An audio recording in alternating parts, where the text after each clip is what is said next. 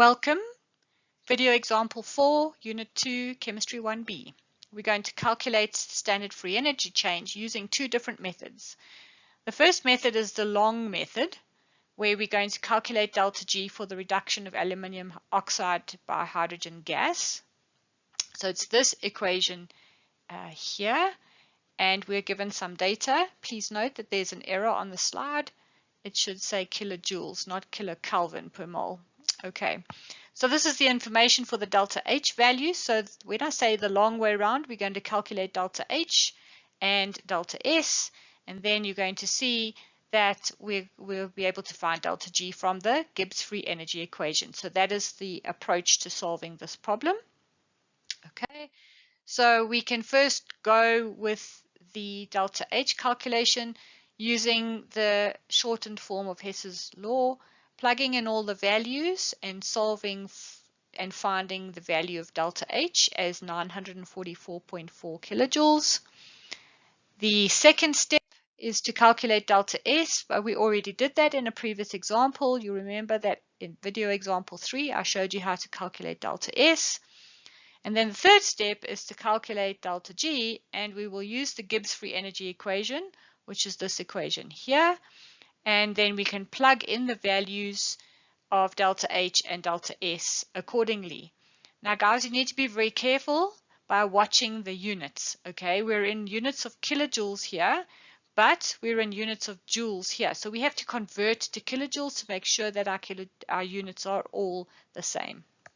Okay, so if you see that the Kelvin cancels with the Kelvin and the joule here, we have to use the conversion unit that 1 kilojoule is worth 1,000 joules, such that these units cancel, so that our kilojoules here and here are the same.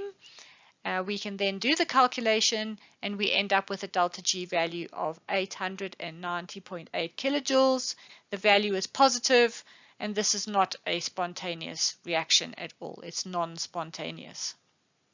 All right, let's move on to method number 2.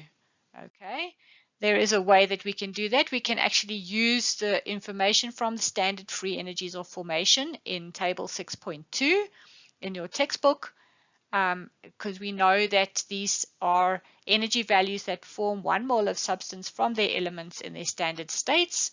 We can then use a variant of Hess's law, but with this thermodynamic quantity of free energy. And if we do, again, have a look at the information, again, there's a mistake. This should say kilojoules per mole.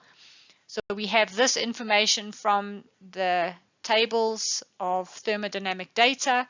We can plug it into the equation that we have at the bottom. And when we do that, we put in all the values. Again, please note that for the aluminium and for the hydrogen, the values of delta G standard here and here are also 0. Remember, they're like the delta H values. They don't have values for the formation. So we can then continue with the calculation and see that we get a delta G value of 890.6. From the previous method, we had 890.8 kilojoules, and these two methods show that they are the same values but within an experimental error.